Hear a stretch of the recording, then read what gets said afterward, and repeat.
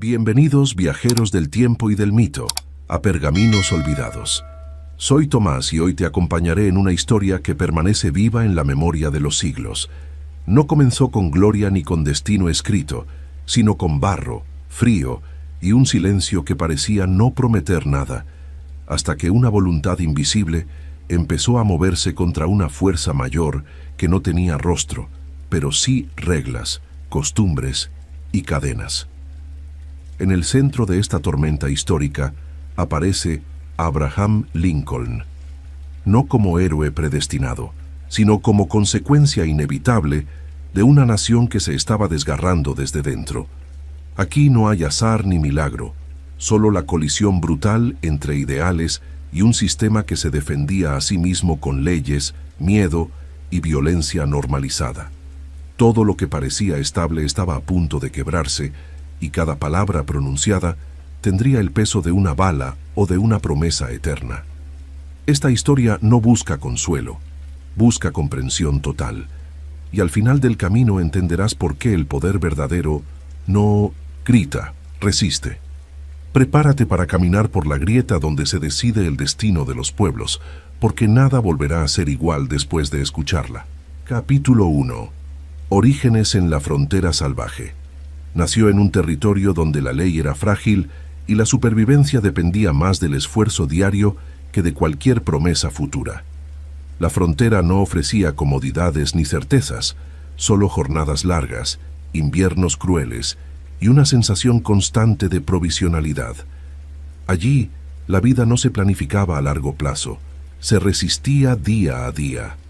Ese entorno duro moldeó una mirada temprana sobre la fragilidad humana y la necesidad de adaptarse sin quejarse.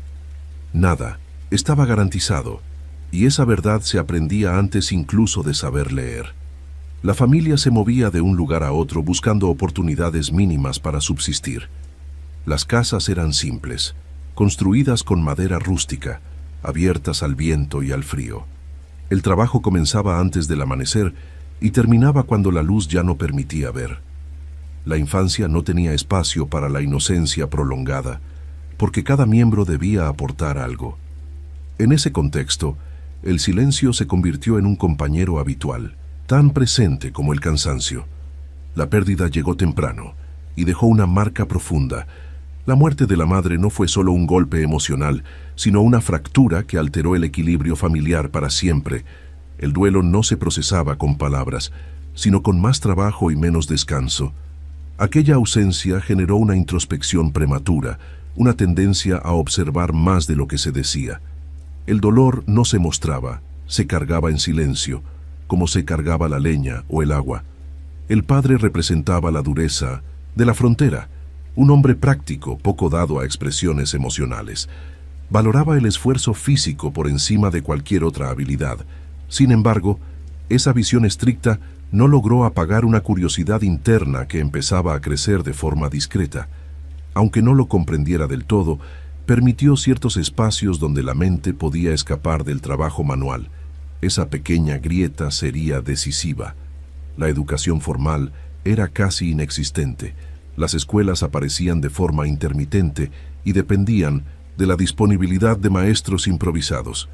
Cada clase era breve, irregular y limitada, pero aún así dejaba huella. Aprender a leer y escribir se convirtió en una herramienta poderosa, una puerta abierta hacia otros mundos. Cada palabra nueva era una conquista silenciosa frente a un entorno que no fomentaba el pensamiento abstracto. Los libros eran escasos, pero cuando aparecían, se transformaban en objetos casi sagrados. Se leían una y otra vez, hasta memorizar fragmentos completos. No había prisa, solo una atención profunda y concentrada. La lectura no era un pasatiempo, era una forma de escape y de construcción interior. En medio del aislamiento, esas páginas ofrecían compañía y perspectiva. El trabajo físico siguió siendo una constante. Cortar árboles, arar la tierra y transportar cargas pesadas fortalecieron el cuerpo, pero también enseñaron límites. Cada jornada dejaba claro que el esfuerzo sin propósito podía desgastar más de lo que construía. Esa observación temprana sembró Una reflexión silenciosa sobre el valor del trabajo y su sentido. No todo sacrificio conducía automáticamente a algo mejor. La convivencia con la naturaleza era directa y sin intermediarios. Los ríos, los bosques y los caminos de barro no eran paisajes, eran desafíos diarios. Aprender a orientarse, a soportar el frío y a resolver problemas prácticos se volvió esencial. Esa relación constante con el entorno desarrolló una paciencia particular, una capacidad de esperar y observar antes de actuar. Nada se resolvía con impulsos rápidos. La soledad, lejos de ser un castigo, se convirtió en un espacio de reflexión. Había largos momentos sin conversación, solo pensamientos que iban y venían sin interrupciones. Esa introspección temprana ayudó a formar una mente analítica, acostumbrada a cuestionar lo que parecía normal. La frontera enseñaba que lo establecido podía cambiar de un día para otro. Esa incertidumbre se transformó en una forma de lucidez. El contacto con la injusticia fue temprano y directo. Las diferencias sociales se percibían con claridad, incluso en comunidades pequeñas. Algunos tenían más tierra, otros apenas sobrevivían. Esas desigualdades no se explicaban fácilmente y generaban preguntas incómodas. Observarlas sin respuestas inmediatas sembró una sensibilidad especial hacia el sufrimiento ajeno. La adolescencia llegó sin rituales claros. No hubo transiciones simbólicas, solo más responsabilidades. El cuerpo creció, pero la mente ya estaba acostumbrada a cargar con peso emocional. En ese periodo la identidad comenzó a definirse no por lo que se poseía, sino por lo que se pensaba. Esa diferencia interna sería clave en el futuro. La relación con los demás jóvenes era limitada y funcional. No había tiempo para juegos prolongados ni para conflictos triviales. Las conversaciones, cuando existían, giraban en torno al trabajo y la supervivencia. Esa distancia social reforzó una tendencia a observar desde fuera, a analizar comportamientos sin involucrarse demasiado. Se aprendía más escuchando que hablando. La frontera también enseñaba resiliencia frente al fracaso. Las cosechas podían perderse, las herramientas romperse y los planes desvanecerse sin aviso. Nada garantizaba resultados, solo la posibilidad de intentarlo de nuevo. Esa repetición constante forjó una resistencia mental poco común. Caer no era una tragedia, era parte del proceso. Con el paso del tiempo, comenzó a surgir una diferencia evidente entre el entorno y la mirada interior. Mientras muchos aceptaban la vida tal como era, surgía una inquietud constante por comprenderla y transformarla. Esa tensión no generaba rebeldía abierta, sino una preparación silenciosa. Algo se estaba formando, aunque aún no tuviera nombre ni dirección clara. Las historias escuchadas, los fragmentos leídos y las experiencias vividas empezaron a unirse de forma casi invisible. No era un plan consciente, sino una acumulación lenta de ideas y preguntas. Cada dificultad dejaba una lección, cada pérdida una reflexión más profunda. La frontera, sin saberlo, estaba moldeando una mente preparada para enfrentar conflictos mucho mayores. Al final de esta etapa no había gloria ni reconocimiento, solo un joven marcado por el trabajo duro, el silencio y la observación constante. Sin embargo, bajo esa apariencia común, se había un carácter firme, paciente y reflexivo. Todo lo aprendido en ese entorno áspero se convertiría más adelante en una base sólida. La frontera no lo sabía, pero ya había dejado una huella irreversible. Capítulo 2. El hombre que se forjó en la palabra. La palabra apareció como una herramienta silenciosa, pero decisiva en una vida donde casi todo era físico y concreto. No surgió de academias ni de maestros célebres, sino de una necesidad profunda de comprender el mundo más allá de lo inmediato. Leer no era un acto social ni un signo de prestigio, era un refugio. Cada texto ofrecía orden en medio del caos cotidiano y permitía pensar con claridad en un entorno que rara vez premiaba la reflexión. La lectura fue irregular, fragmentada y autodidacta. No existía un plan ni una secuencia clara, solo libros que llegaban por casualidad y se exploraban con atención absoluta. La Biblia, las fábulas clásicas, discursos políticos y textos legales fueron absorbidos con la misma seriedad. Cada línea era analizada, repetida y recordada. No se trataba de acumular información, sino de entender cómo las palabras podían moldear ideas. La escritura llegó como una extensión natural de la lectura. Al principio, fue torpe, limitada y sin ambición literaria. Sin embargo, poco a poco se convirtió en una forma de ordenar pensamientos y darles estructura. Escribir permitía detener el flujo mental y observarlo con distancia. Ese hábito silencioso comenzó a afinar una capacidad poco común para expresar ideas complejas de manera sencilla. El lenguaje se transformó en un espacio de poder personal. En un mundo donde la fuerza física dominaba, la claridad verbal ofrecía otra forma de influencia. Escuchar antes de hablar se volvió una costumbre, y cuando llegaba el momento de expresarse, cada frase tenía peso. No había exceso ni adornos innecesarios, solo precisión. Esa sobriedad verbal generaba respeto incluso entre quienes no compartían sus ideas. El pensamiento crítico se desarrolló de manera orgánica. No se aceptaban afirmaciones solo por tradición o autoridad. Cada argumento era evaluado, comparado y sometido a prueba lógica.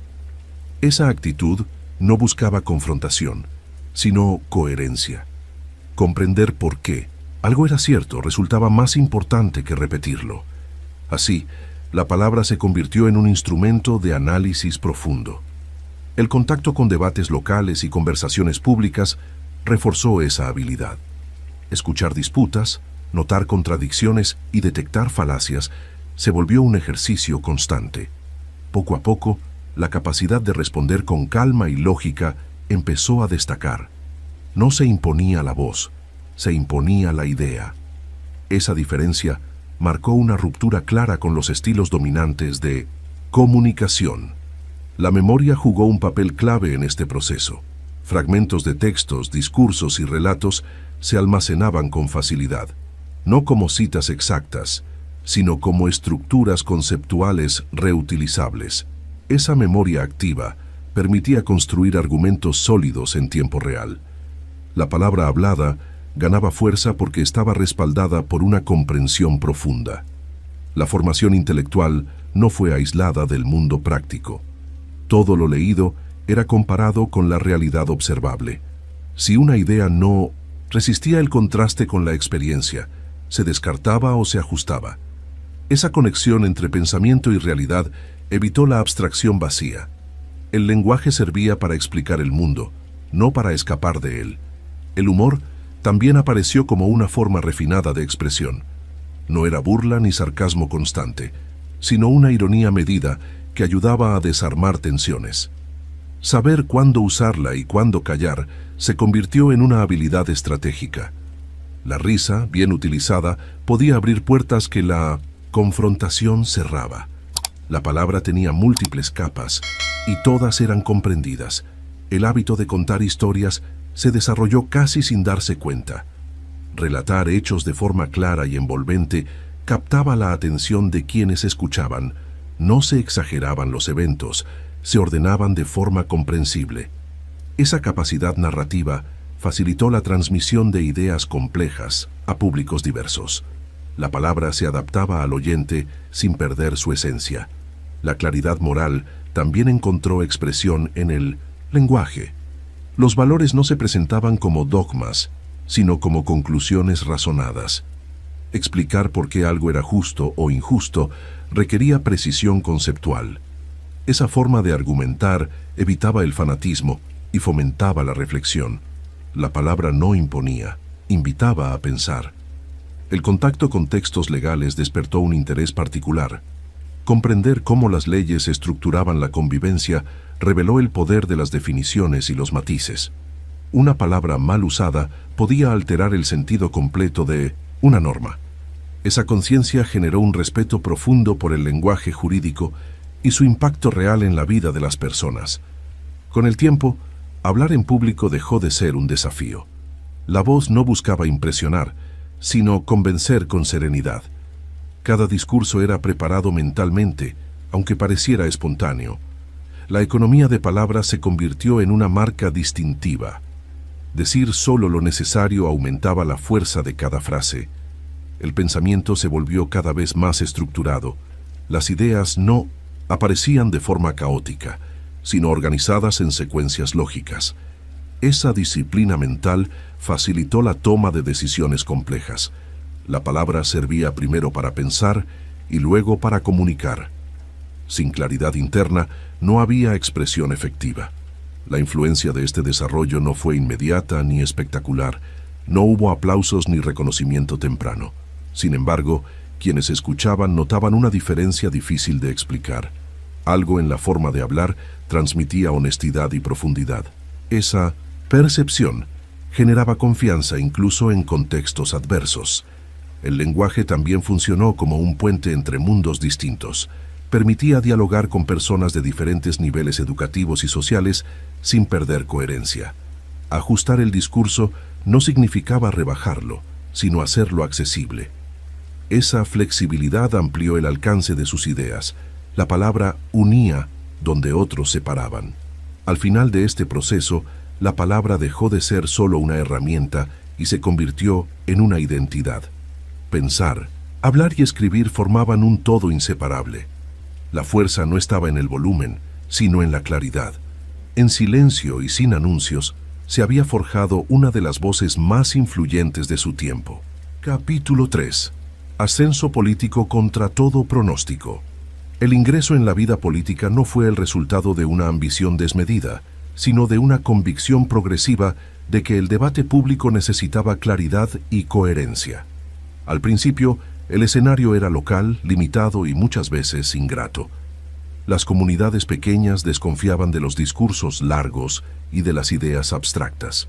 Sin embargo, la capacidad de escuchar antes de proponer permitió ganar un respeto lento pero constante. No se trataba de prometer soluciones fáciles, sino de explicar problemas complejos con honestidad. Las primeras campañas estuvieron marcadas por la precariedad. No había grandes apoyos financieros ni estructuras organizadas. Los recorridos se hacían a pie o a caballo, visitando pueblos donde el escepticismo era la norma. Cada encuentro exigía paciencia y una lectura precisa del ambiente. Convencer no significaba imponerse, sino encontrar un punto común desde donde iniciar el diálogo. Esa metodología diferenciaba su presencia en un entorno saturado de discursos vacíos. El contacto con la política estatal amplió el horizonte y también los conflictos. Los intereses eran más evidentes y las tensiones ideológicas más profundas. Participar en asambleas legislativas implicaba negociar, ceder y resistir al mismo tiempo. Allí se aprendió que la política no era un espacio de pureza moral, sino de decisiones imperfectas. Mantener la coherencia en ese contexto exigía una disciplina interna constante. Las derrotas electorales no fueron excepciones, sino parte del recorrido. Cada revés dejaba una enseñanza concreta sobre los límites del mensaje y las expectativas del electorado. Lejos de abandonar el camino, esos fracasos ajustaron la estrategia. Se comprendió que el tiempo político no siempre coincide con el tiempo personal. Persistir sin resentimiento se convirtió en una forma de resistencia silenciosa. El debate sobre la expansión territorial y sus implicaciones morales comenzó a ocupar un lugar central. No era un tema abstracto, sino una cuestión que definía el futuro del país. Las posiciones claras generaban adhesiones firmes y rechazos intensos. Hablar con franqueza sobre estos asuntos implicaba asumir costos políticos inmediatos. Aún así, la claridad fue preferida al cálculo oportunista. El ingreso al Congreso representó un salto significativo, pero también una exposición mayor. En ese espacio, las palabras quedaban registradas y las posturas eran examinadas con lupa. Cada intervención debía ser medida, no por temor, sino por responsabilidad. La política nacional exigía una visión más amplia, capaz de conectar intereses regionales con principios generales. Ese aprendizaje fue gradual y exigente. La salida temporal de la política nacional no significó una retirada definitiva. Al contrario, fue un período de observación y reflexión estratégica. Alejarse del centro permitió analizar errores y fortalezas con mayor objetividad. El trabajo jurídico y el contacto con problemas cotidianos mantuvieron viva la conexión con la realidad social. Ese equilibrio evitó el aislamiento que suele acompañar a las carreras políticas prolongadas. El retorno al escenario político coincidió con un clima de polarización creciente. Las tensiones acumuladas comenzaban a manifestarse de forma abierta. En ese contexto, las habilidades desarrolladas previamente adquirieron un nuevo valor. La capacidad de argumentar sin incendiar el debate se volvió crucial. No era un tiempo para la ambigüedad, pero tampoco para la provocación innecesaria. Los debates públicos de alcance nacional marcaron un punto de inflexión. Frente a oponentes experimentados y carismáticos, la claridad conceptual y la coherencia ética destacaron con fuerza. No se buscaba humillar al adversario, sino exponer contradicciones de manera serena. Esa actitud generó una percepción de solidez que trascendió las diferencias partidarias. La opinión pública comenzó a prestar atención de forma sostenida. El crecimiento de la visibilidad trajo consigo nuevas presiones. Cada declaración era interpretada, amplificada o distorsionada. Mantener el control del mensaje exigía una vigilancia constante. La tentación de simplificar excesivamente fue resistida con firmeza. Se entendía que la complejidad no debía ser sacrificada por popularidad inmediata. La construcción de alianzas fue otro desafío central. Ningún ascenso político ocurre en aislamiento completo. Sin embargo, las alianzas debían basarse en objetivos compartidos y no solo en conveniencias momentáneas. Negociar sin perder identidad se convirtió en una habilidad clave. Esa línea fina entre cooperación y concesión definió muchas decisiones estratégicas. El contexto nacional comenzó a demandar figuras capaces de articular unidad sin negar el conflicto. La fragmentación política requería liderazgos que comprendieran la profundidad de las divisiones. La experiencia acumulada en escenarios diversos ofrecía una perspectiva amplia. No se trataba de imponer una visión única, sino de establecer un marco común de convivencia política. La candidatura a una posición ejecutiva de máximo nivel no surgió de la nada. Fue el resultado de años de exposición, debate y coherencia sostenida. Muchos dudaban de su viabilidad, precisamente por no encajar en los moldes tradicionales. Esa diferencia, sin embargo, se transformó en fortaleza. Representaba una alternativa en un sistema agotado por sus propias contradicciones. La campaña nacional se desarrolló en un clima de tensión constante. Cada discurso era una prueba de equilibrio entre firmeza y moderación. El mensaje debía ser claro sin ser incendiario. La palabra, una vez más, funcionó como instrumento central. La confianza generada no provenía de promesas grandilocuentes, sino de una trayectoria visible. El apoyo popular creció de manera desigual, pero persistente. No fue una ola repentina, sino una acumulación progresiva de adhesiones. Regiones enteras comenzaron a identificarse con un discurso que reconocía los problemas sin ocultarlos. Esa identificación trascendía partidos y etiquetas tradicionales. Algo más profundo estaba ocurriendo en la percepción colectiva. La victoria electoral, cuando llegó, no fue celebrada como un triunfo personal. Se percibía más bien como una responsabilidad inmensa. El camino hasta allí había demostrado que el poder no era un fin, sino un medio frágil. Ascender contra todo pronóstico implicaba ahora sostener expectativas enormes. La historia había abierto una nueva etapa, cargada de desafíos inéditos. Capítulo 4. Una nación partida en dos. El inicio del mandato coincidió con una fractura que ya no podía ocultarse. Los estados del sur habían decidido separarse antes incluso de que el nuevo liderazgo asumiera plenamente el poder. No fue una reacción impulsiva, sino el resultado de décadas de tensiones acumuladas.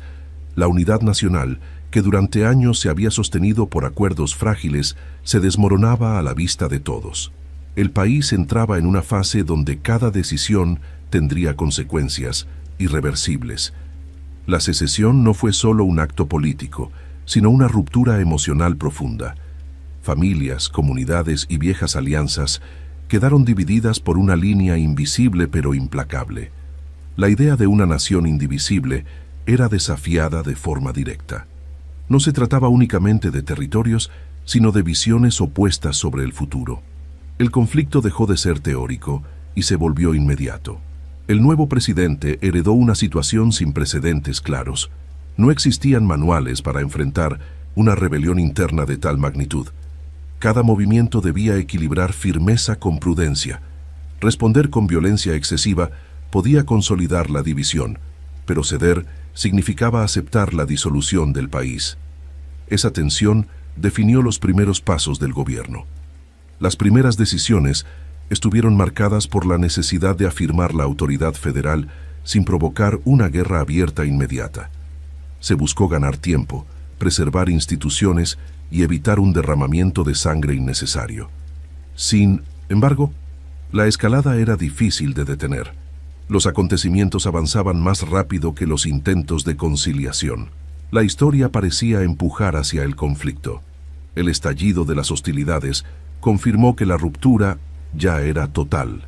El ataque a una fortificación federal simbolizó el punto de no retorno. A partir de ese momento, la guerra dejó de ser una posibilidad y se convirtió en una realidad concreta. El liderazgo fue puesto a prueba no solo por el enemigo externo, sino por la reacción interna. Convocar a la defensa de la Unión implicaba movilizar recursos y voluntades a gran escala.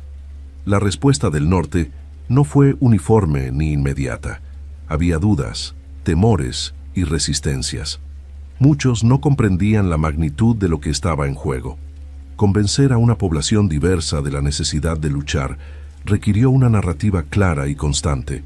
La guerra no se presentaba como una conquista, sino como una defensa de la continuidad nacional.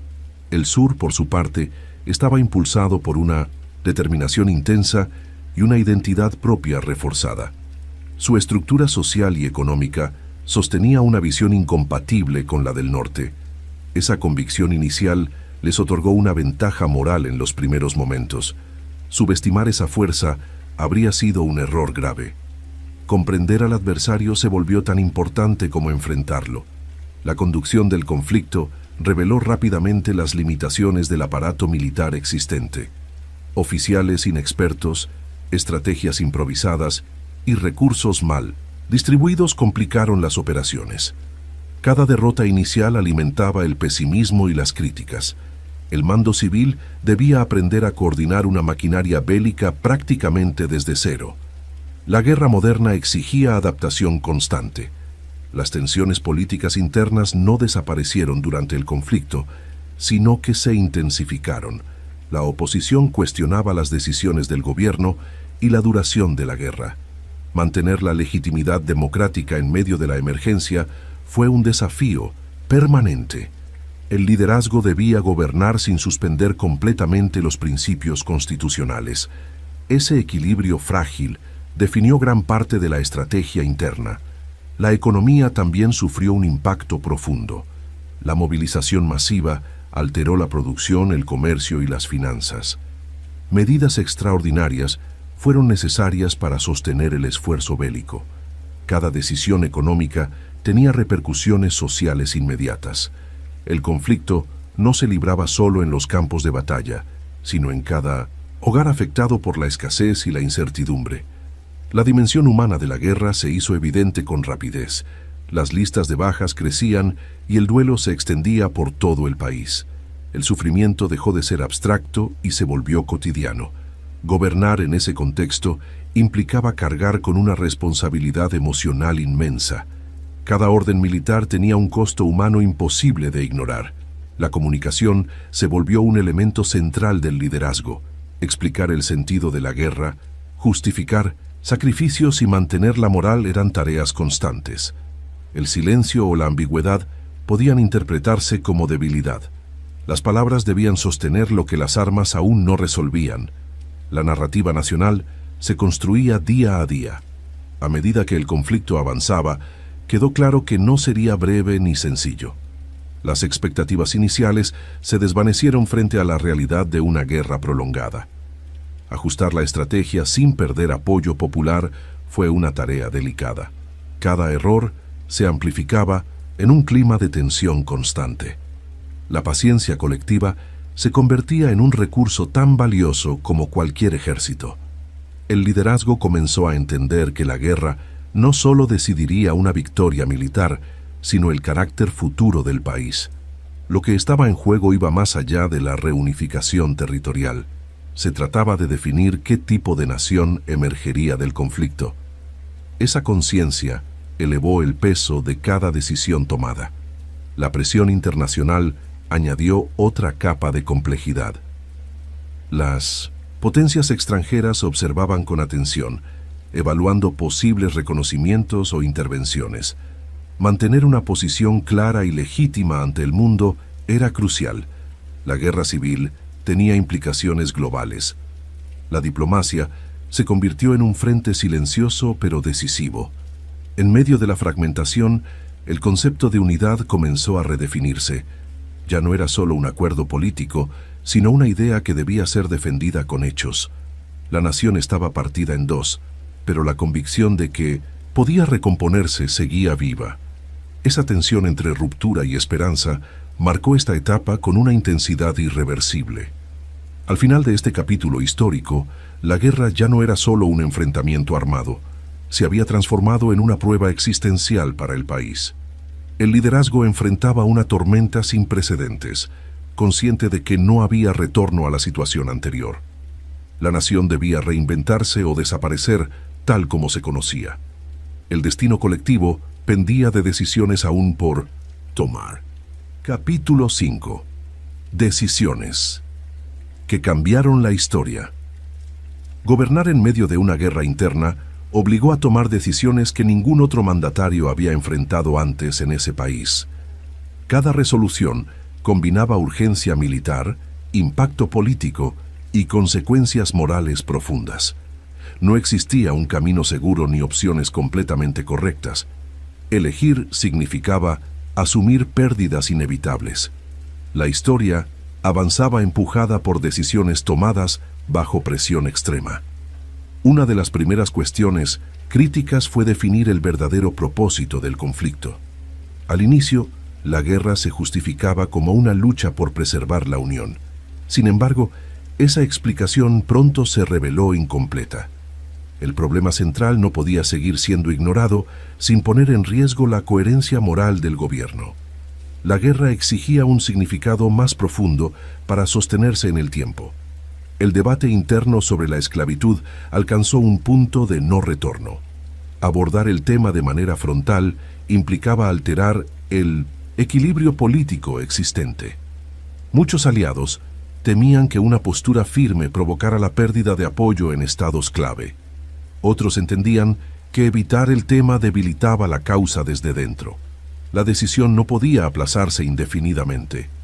La proclamación que declaró libres a los esclavos en territorios rebeldes no fue un gesto impulsivo ni meramente simbólico. Fue una estrategia calculada con múltiples objetivos. Debilitaba la estructura económica del sur, reforzaba el sentido moral de la guerra y enviaba un mensaje claro al mundo. Al mismo tiempo, redefinía el conflicto como una lucha por la libertad humana. Esa decisión transformó el curso histórico del enfrentamiento.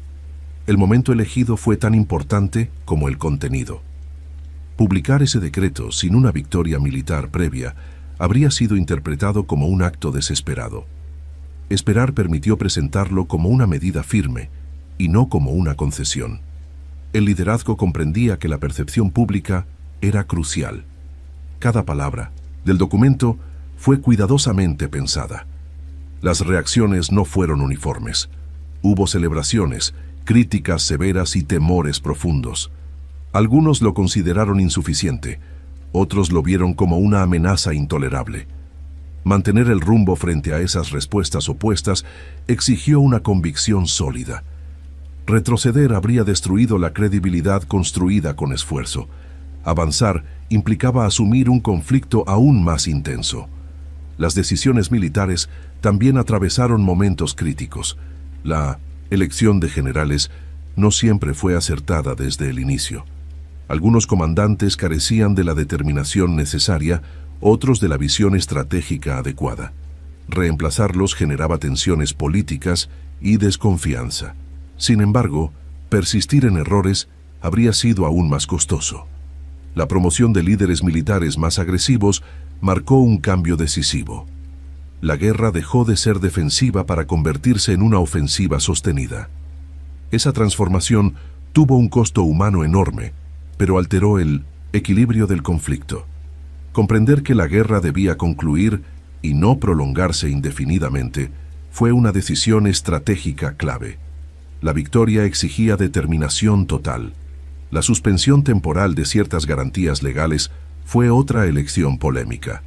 Mantener el orden interno en un contexto de rebelión exigía medidas extraordinarias. Estas decisiones generaron acusaciones de autoritarismo y abuso de poder. Sin embargo, el objetivo era preservar el sistema constitucional a largo plazo. El dilema entre libertad inmediata y supervivencia institucional fue constante. La relación con el Congreso también estuvo marcada por tensiones. Gobernar sin paralizar el proceso democrático fue un desafío permanente. Negociar apoyos sin ceder principios fundamentales exigía habilidad política. Cada ley aprobada o rechazada influía directamente en la conducción de la guerra. El equilibrio entre poder ejecutivo y legislativo nunca fue sencillo. En el ámbito internacional se tomaron decisiones diplomáticas cruciales. Evitar el reconocimiento extranjero del sur era una prioridad absoluta. Cualquier intervención externa habría alterado radicalmente el conflicto. La política exterior se manejó con cautela y firmeza. Mantener una imagen legítima ante el mundo fue parte esencial de la estrategia. Las decisiones económicas también redefinieron el país.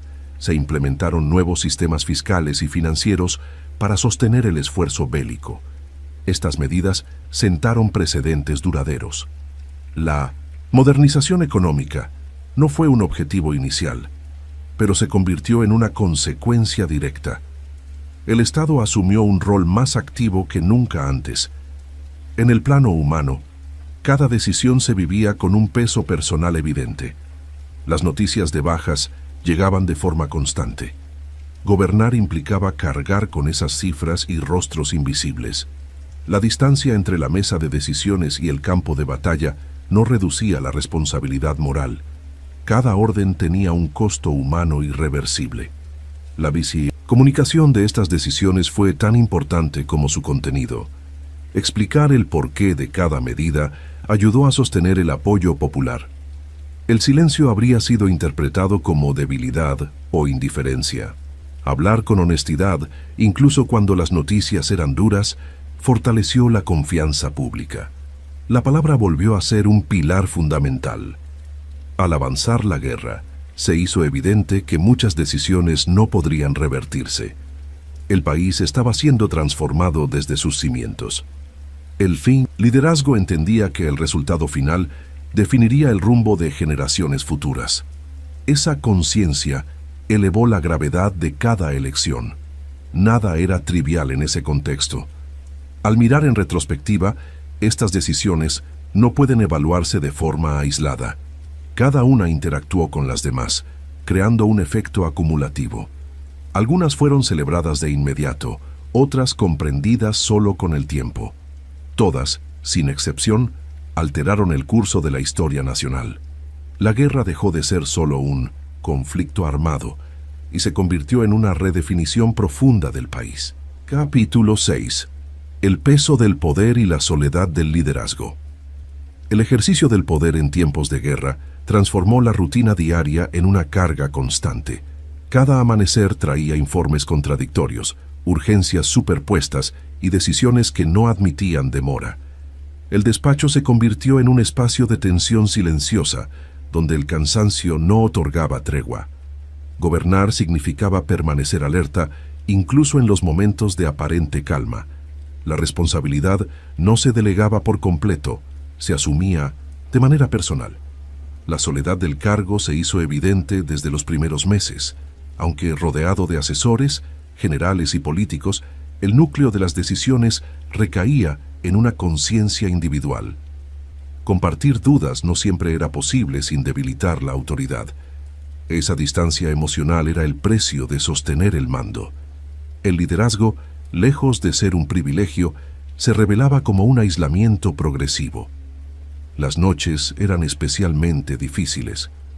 El silencio amplificaba los pensamientos y las pérdidas del día se volvían más presentes.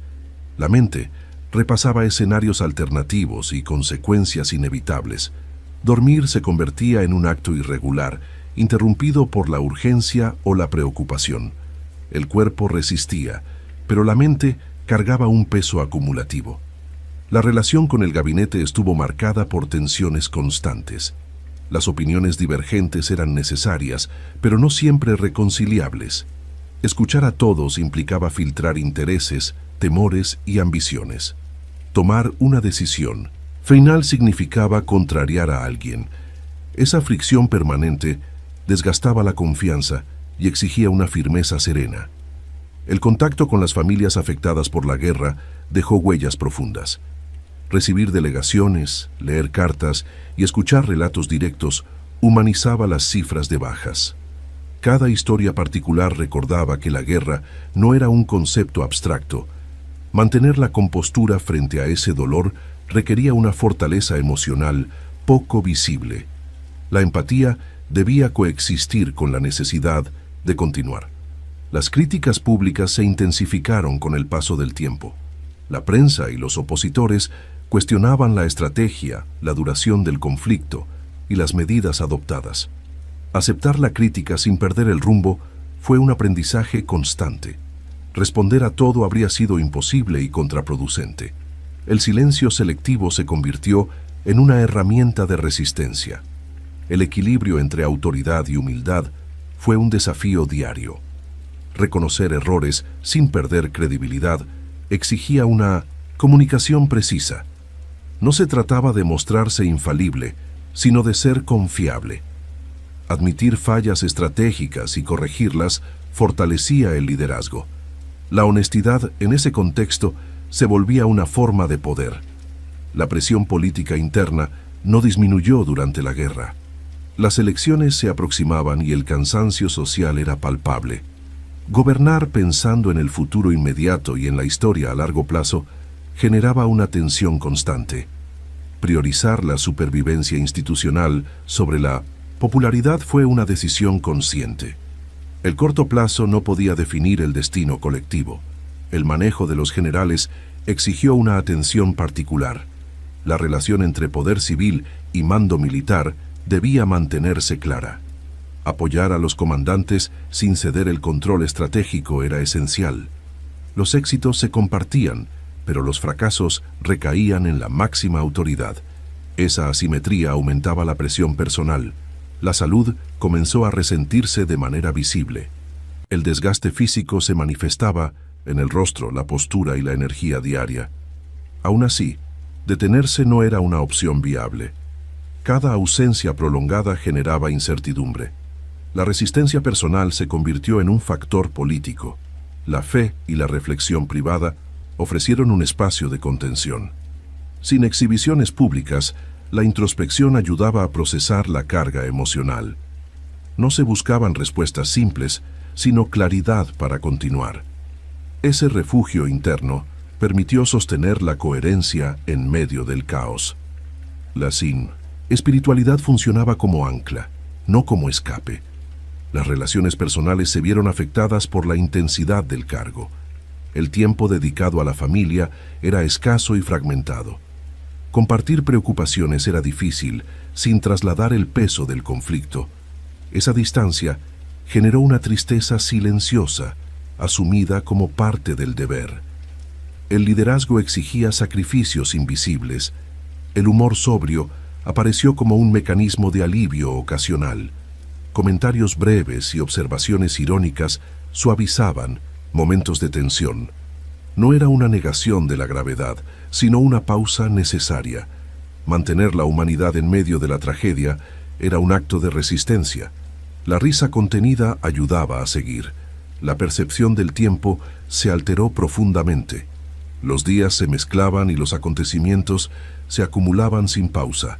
El pasado reciente parecía lejano y el futuro incierto. Gobernar implicaba vivir en un presente extendido, siempre urgente. Esa distorsión añadía una capa más al agotamiento. A pesar del peso, la convicción de propósito se mantuvo firme. Recordar por qué se tomaron ciertas decisiones ayudaba a soportar sus consecuencias. La coherencia interna era el sostén principal. Sin ella, el liderazgo se habría fragmentado. La claridad moral funcionaba como brújula. La soledad del poder no eliminó la capacidad de sentir, pero la hizo más silenciosa. Cada emoción debía ser procesada con discreción. Mostrar debilidad podía interpretarse como incapacidad. Esa contención constante moldeó un carácter aún más introspectivo. El liderazgo se ejercía hacia afuera, pero se sostenía hacia adentro. Al avanzar el conflicto, el peso acumulado se convirtió en una marca permanente. Gobernar una nación en llamas dejó huellas profundas que no desaparecerían con la victoria.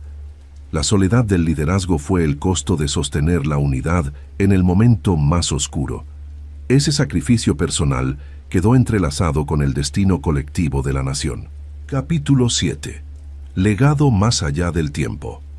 La guerra terminó con una nación exhausta y profundamente transformada. La reunificación no fue un simple retorno al estado anterior, sino el inicio de una etapa inédita.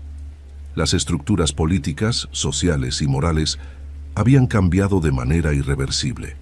El país emergía con cicatrices visibles y preguntas abiertas.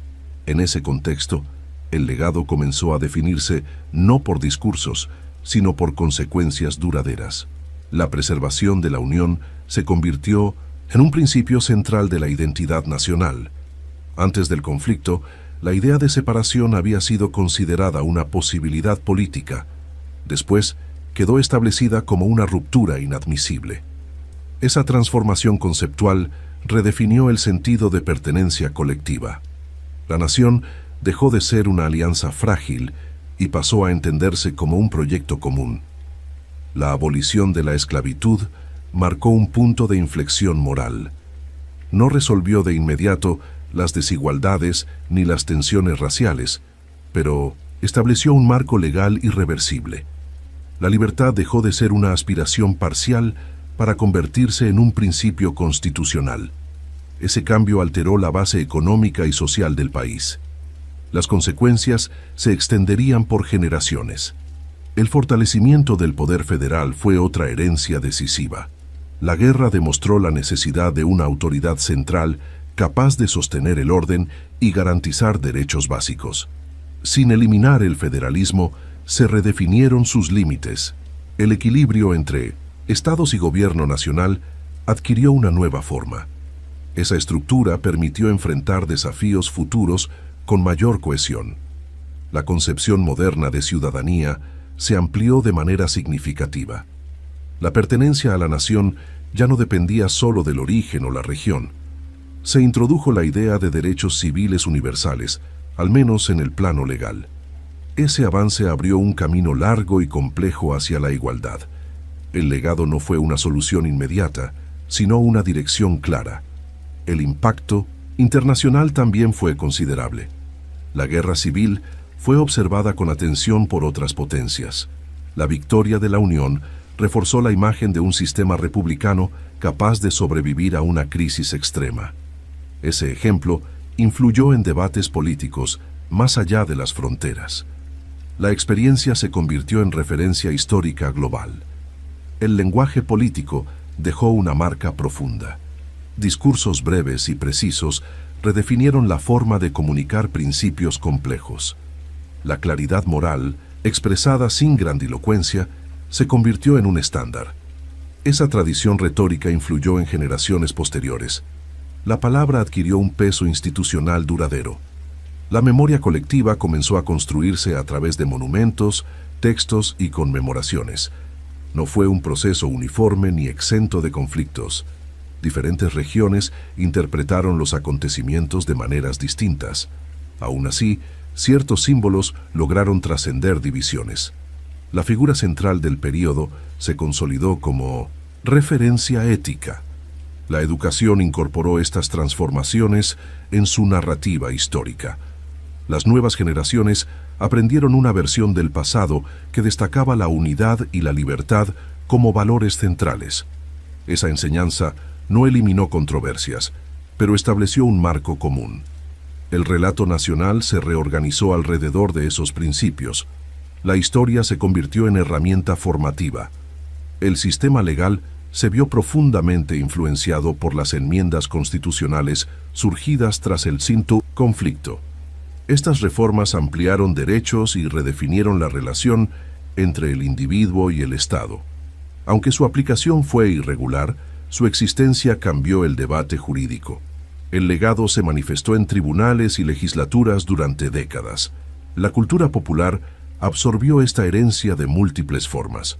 Libros, canciones y relatos reinterpretaron los acontecimientos con distintas sensibilidades. Algunas versiones idealizaron, otras cuestionaron. Ese diálogo constante mantuvo viva la reflexión histórica. El pasado no quedó congelado, siguió siendo discutido. La política posterior se midió frecuentemente en relación con este legado. Líderes de distintas épocas invocaron esos principios para justificar decisiones. No siempre lo hicieron con fidelidad, pero la referencia persistió. El pasado se convirtió en un punto de comparación inevitable. La sombra del período siguió presente en el debate público. Las tensiones no desaparecieron con el tiempo. La reconstrucción fue incompleta y desigual.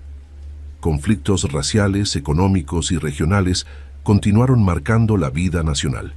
Sin embargo, el marco establecido permitió abordarlos dentro de un sistema común. La alternativa de la fragmentación había quedado descartada.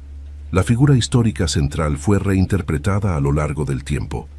De líder controvertido pasó a símbolo de integridad y perseverancia.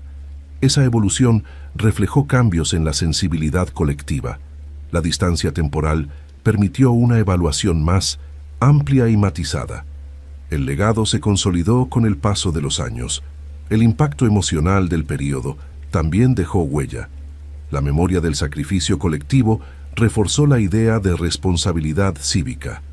Recordar el costo de la división actuó como advertencia. Esa conciencia histórica funcionó como freno frente a rupturas extremas. El pasado se convirtió en lección. La noción de liderazgo se redefinió a partir de esta experiencia. Se valoró la capacidad de sostener principios en contextos adversos. La firmeza sin estridencia se convirtió en ideal. Ese modelo influyó en expectativas ciudadanas futuras. El liderazgo dejó de asociarse solo con carisma y pasó a vincularse con coherencia.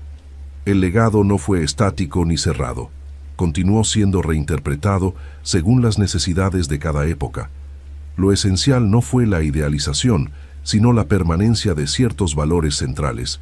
Unidad, libertad y responsabilidad colectiva quedaron inscritos en la identidad nacional. Esa herencia, compleja y exigente, siguió marcando el rumbo del país más allá de su tiempo. Capítulo 8. Curiosidades y detalles poco conocidos. A pesar de su imagen solemne en retratos y esculturas, poseía un sentido del humor peculiar y sutil. Le gustaban las anécdotas breves y los relatos con moraleja, que utilizaba tanto para relajar tensiones como para transmitir ideas complejas. En reuniones difíciles, una historia bien elegida podía cambiar el tono del diálogo. No era un humor superficial, sino reflexivo. Esa capacidad ayudaba a descomprimir momentos de enorme presión. Su apariencia física llamó la atención desde joven.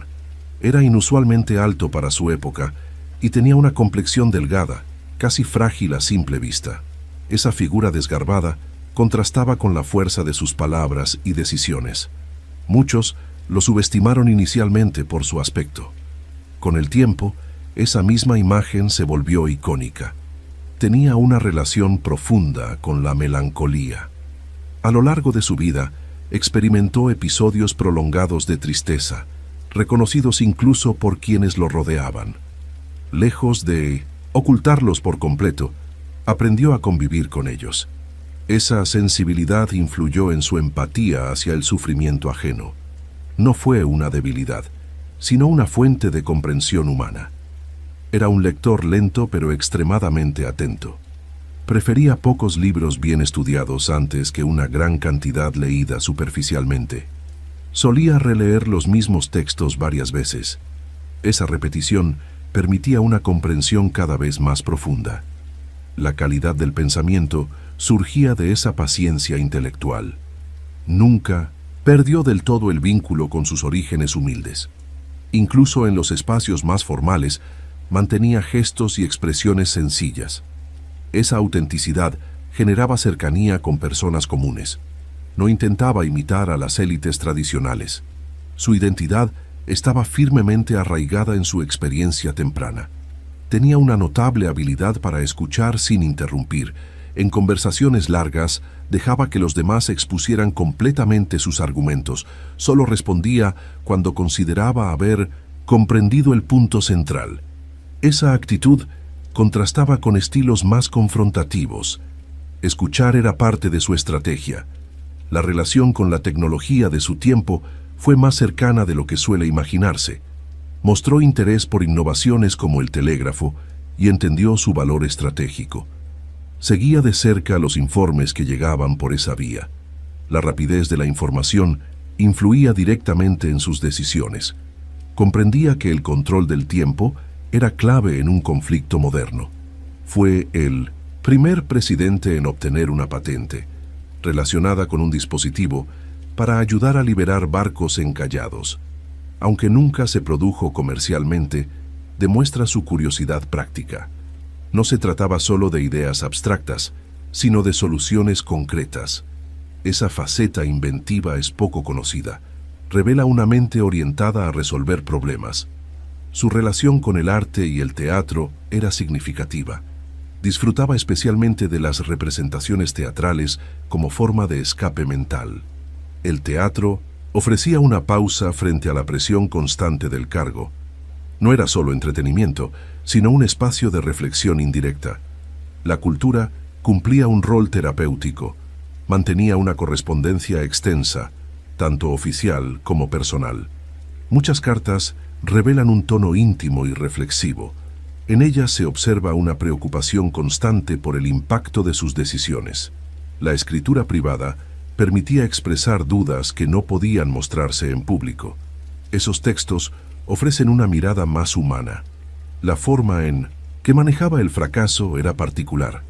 No buscaba culpables inmediatos ni respuestas emocionales. Analizaba los hechos con calma y extraía conclusiones prácticas. Ese enfoque reducía el desgaste innecesario. Aprender del error era más importante que castigarlo. Tenía una memoria notable para rostros y conversaciones. Recordaba detalles de encuentros breves, incluso años después. Esa capacidad fortalecía relaciones políticas y personales. Las personas se sentían reconocidas y valoradas. La memoria se convertía en una herramienta de liderazgo. A pesar de la solemnidad del cargo, mantenía hábitos simples. Prefería caminatas breves y rutinas constantes cuando era posible. Esos pequeños rituales ofrecían estabilidad en medio del caos. La sencillez ayudaba a conservar el equilibrio mental. No buscaba lujos innecesarios. La relación con la familia estuvo marcada por afecto y preocupación constante. Las pérdidas personales influyeron profundamente en su carácter. El dolor privado coexistía con la responsabilidad pública. Esa dualidad aumentó su sensibilidad frente al sufrimiento colectivo. La experiencia personal y la política se entrelazaban. Muchos de sus discursos más recordados fueron sorprendentemente breves. Creía que la concisión aumentaba el impacto del mensaje.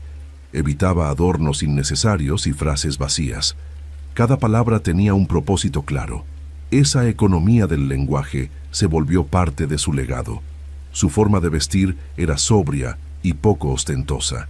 No buscaba destacar por la apariencia, sino por el contenido. Esa elección reforzaba la percepción de autenticidad. La imagen pública coincidía con la identidad privada. No había una distancia marcada entre ambas. Con el paso del tiempo, numerosas anécdotas fueron exageradas o mitificadas. Sin embargo, muchas curiosidades reales muestran una figura compleja y profundamente humana. No fue un personaje perfecto ni idealizado en vida. Su grandeza residió en la coherencia y la perseverancia. Comprender estos detalles permite ver la historia con mayor profundidad y matiz. Profundidad y matiz. Profundidad y matiz. Profundidad y matiz. Profundidad y matiz.